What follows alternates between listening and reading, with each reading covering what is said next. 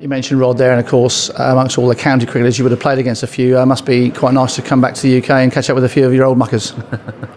Yeah, probably too many actually. I keep reading these snippets out of books that I've got no mates in this part of the world, but just left Essex and had a great time there. Obviously, the rain affected our game yesterday, but we got some good cricket in the first couple of days. Caught up with friends at night. It was a nice mix, and it's just never ending. London's always a stronghold for people turning up and saying g'day, and I haven't missed out on too many opportunities to say hello to me mates, and that's the beauty about cricket too. Cricket's a wonderful sport.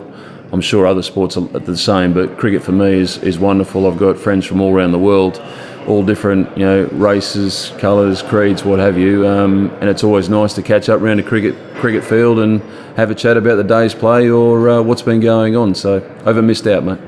I'm sure also part of that would be days gone by, if you like, only in that, the game is changing. We were just talking as well about how, particularly for some players, that the game's changing and the focus maybe for cricket these days now maybe isn't as on tests or statistics. It's more about, people's bank balance, which maybe is a shame because it means that the game might lose some particularly talented players from any of the countries.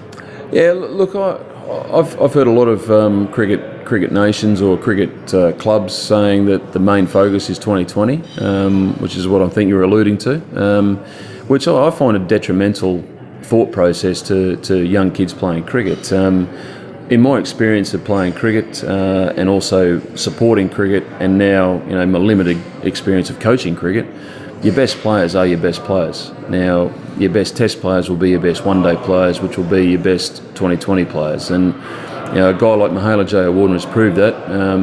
My first test match involved with the team, he got 273 in India. In a one-day game, he got 100. In a 2020 game, he got 55. Consistency is what people are going to stand up and take note of. There are players out there who strictly say they only want to play 2020 cricket. They might score a decent total every now and then. It's not consistent. Your best players will be your best players. We need to teach the young kids coming through a technique that will survive four-day cricket. For me, Test cricket's number one, always will be. It's the ultimate test. 2020 cricket, anyone can win the game of cricket. Anyone needs, all you need is a mad 15 minutes, you've won the game or lost the game. 50 over cricket, you have a bad 10 over spell, you can win or lose a game in that. So look, for me, if Test cricket dies, it'll be the biggest tragedy for cricket on the planet. I just hope that people realise that you need a technique to play cricket, whether it is 20 over cricket, whether it is 50 over cricket, whether it is 4-day, 5-day cricket. You need a technique to survive.